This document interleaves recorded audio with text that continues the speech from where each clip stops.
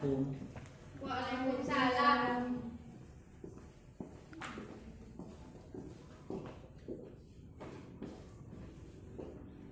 Bismillahirrahmanirrahim. Assalamualaikum warahmatullahi wabarakatuh, anak-anak. Waalaikumsalam warahmatullahi wabarakatuh.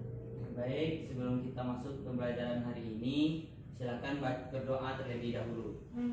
Silakan salah seorang untuk memimpin berdoanya.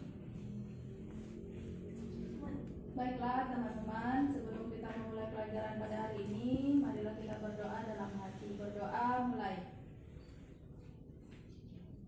Selesai. Baik, semoga dengan pembacaan doa tadi kita dapat memahami pembelajaran pada hari ini dan bermanfaat bagi kita untuk kedepannya. Baik, sebelumnya Bapak bertanya di sini, apakah lengkap hadir pada hari ini semuanya? Alhamdulillah lengkap, Pak. Alhamdulillah. Baik, hari ini kita akan masuk ke pertemuan pertama pada pembelajaran kimia kelas 10 ya, tentang hakikat ilmu kimia, peranan kimia dalam kehidupan dan metode ilmiah dan keselamatan kerja. Baik, di sini Bapak sebutkan dulu tujuan pembelajaran pada materi ini ialah mengidentifikasi bahan kimia dalam suatu produk di kehidupan sehari-hari.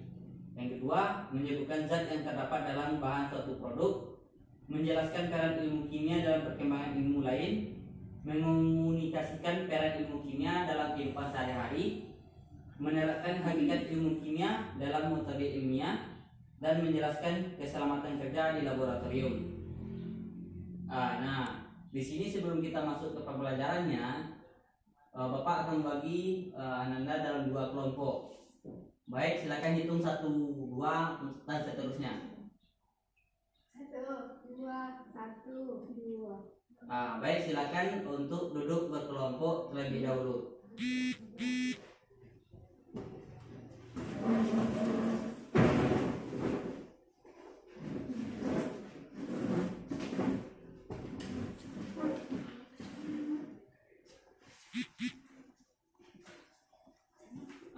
Baik. Untuk anak-anak Bapak, untuk kelompok 1 akan membahas tentang contoh-contoh kimia dalam kehidupan dan apa itu hakikat ilmu kimia. Contoh-contoh kimia, Pak. Contoh-contoh penggunaan kimia dalam kehidupan. Penggunaan zat kimia. Ya. Dan hakikat ilmu kimia itu apa? Dan untuk kelompok 2, silakan pahami tentang metode ilmiah dan keselamatan kerja. Nah, nanti kita akan diskusikan 2 materi itu setelah Ananda semua untuk berdiskusi di kelompoknya masing-masing. Bapak kasih waktunya untuk berdiskusi yaitu 15 menit dari sekarang. Silakan diskusikan.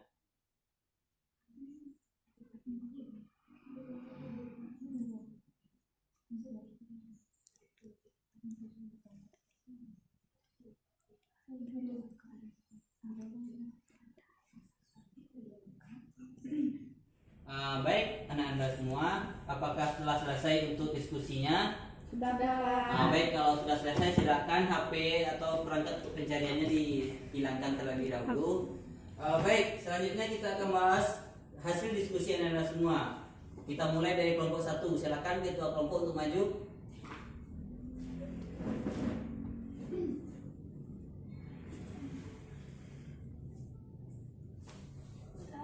Assalamualaikum warahmatullahi wabarakatuh. Waalaikumsalam warahmatullahi wabarakatuh. Baiklah, saya dari kelompok 1 akan membahas hasil diskusi, yaitu yang pertama, contoh penggunaan zat kimia dalam kehidupan sehari-hari. Ada deterjen, sabun mandi, sampo, cuka, obat-obatan, dan alat makeup. Yang kedua, maksud dari hakikat ilmu kimia, yang mana hakikat ilmu kimia ini merupakan benda itu bisa mengalami perubahan bentuk maupun susunan partikelnya menjadi bentuk lain, sehingga terjadi deformasi. Perubahan letak susunan ini mempengaruhi sifat-sifat yang berbeda dengan wujudnya. Pak? Nah, Baik. Baiklah, hanya sekian dari kelompok saya. Silakan duduk kembali ke kelompoknya. Nah, sebelum kita masuk ke selanjutnya, kita akan bahas tentang contoh penerapan ilmu kimia di kehidupan sehari-hari dan apa itu hakikat ilmu kimia.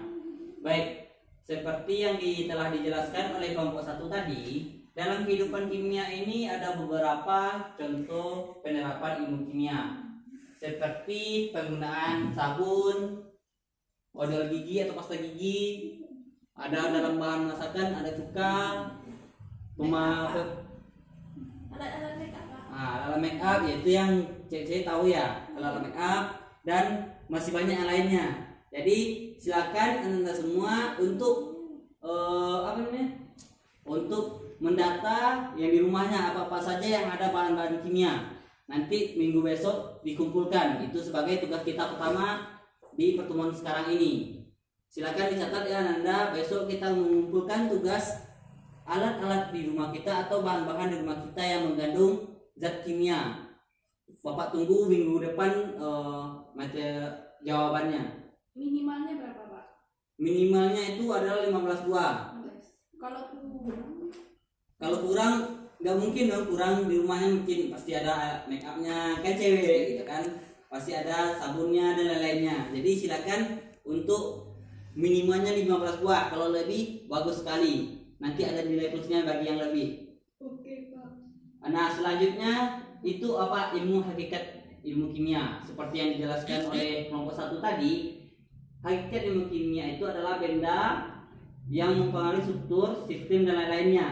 Nah, silakan anda semua pahami atau cari artikel di rumah, kan semuanya udah paham penggunaan Android di rumahnya. Jadi silakan pahami cara apa itu hakikat ilmu kimia dari artikel-artikel atau blog-blog yang anda tahu di internet gitu. Nanti besok kita akan melakukan post test tentang apa itu hakikat ilmu kimia.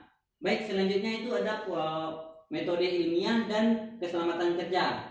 Silakan kelompok 2 untuk menjelaskan hasil diskusinya pada kelompok lainnya. Silakan untuk kelompok untuk maju ke depan. Oke, Pak. ini ada apa nggak main HP itu?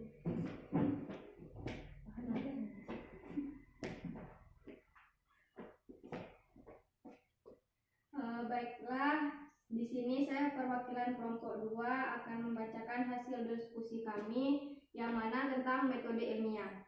Nah, di sini metode ilmiah itu ada 7. Yang pertama masalah, yang kedua observasi, yang ketiga merumuskan hipotesis, yang keempat pengumpulan data, yang kelima melakukan eksperimen, yang keenam perumusan teori, dan yang terakhir adalah merumuskan kesimpulan.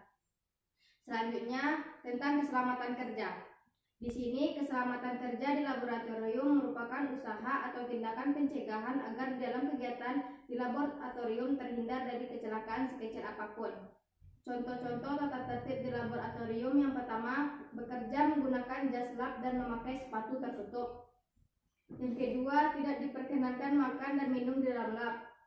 Yang ketiga, alat dan bahan harus sesuai dengan petunjuk-petunjuk yang diberikan. Yang keempat, di kelas saat praktikum tidak mengerti atau ragu-ragu, hendaknya bertanya pada guru. Yang kelima, setelah selesai percobaan, alat-alat hendaklah dikembalikan ke tempat semula dengan keadaan bersih. Yang keenam, sebelum meninggalkan lab, meja praktikum harus dalam keadaan bersih, keran air dan gas ditutup dan kontak listrik dicabut. Itulah hasil observasi dari kami kelompok 2. Sekian, saya sudahi. Baik, terima kasih pada kelompok 2. Nah, itulah tentang metode ilmiah dan keselamatan kerja pada laboratorium. Nah, di sini ya Anda semua, kita belajar kimia, otomatis kita akan ada praktikum tentang penerapan kimia ini. Jadi Anda harus paham bagaimana itu keselamatan kerja dalam laboratorium. Nah, harus memakai jas lab seperti yang dibilang kelompok 2 tadi. Kalau tidak paham harus bertanya pada guru gitu. Jangan tidak membawa makanan. Nanti kenapa kita tidak boleh membawa makanan? Karena kalau kita bawa makanan nanti tercampur dengan zat kimia lalu termakan, nanti kita bisa sakit perut, bisa editasi dan lain-lainnya. Nah, disitulah kesempatan kerja ini harus diterapkan. Nah, Bapak tanya kenapa kita harus menerapkan kesempatan kerja pada laboratorium ini? Siapa yang tahu? Ada yang tahu? Zat-zat yang ada dalam labor itu banyak yang berbahaya, Pak. Nah, bentar, siapa lagi yang tahu? Nah, kalau kayak betul kata si Mutia tadi bahwa zat-zat kimia itu banyak yang berbahaya. Ada yang dapat menyebabkan keracunan dan lain-lainnya. Jadi tujuan kita belajar ilmu kimia ini sebenarnya sih untuk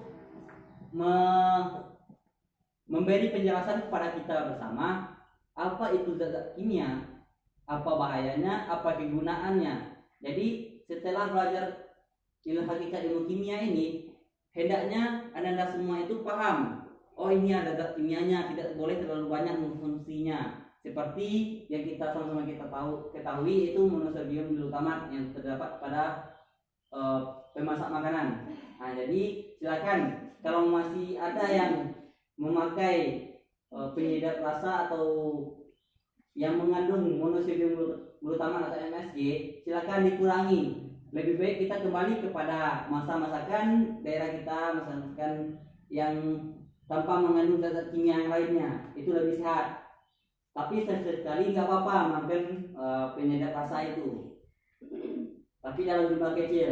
Nah, jadi anda semua, Bapak harap pembelajaran hari ini dapat diterapkan dalam kehidupan sehari-harinya. Karena tadi kan udah tahu itu contoh-contoh penerapan kimia dalam kehidupan sehari-hari, udah dijelaskan oleh kelompok 1. Dan anda juga ada tugas untuk mencari zat-zat kimia yang ada di rumah. Ya, jadi silakan besok minggu depan Bapak tunggu tugasnya. Apa ada yang mau ditanyakan tentang pelajaran ini? Pak, salah satu keselamatan kerja kita di labor itu kan menggunakan jas labor. Apakah jas labor itu memang melindungi kita saat bekerja di labor atau hanya sebagai tanda pengenal kita sedang ada tugas di labor? Baik, pertanyaan yang bagus. Jas labor ini untuk melindungi kita lagi bekerja pas praktikum atau cuma untuk tanda pengenal? Iya, Pak.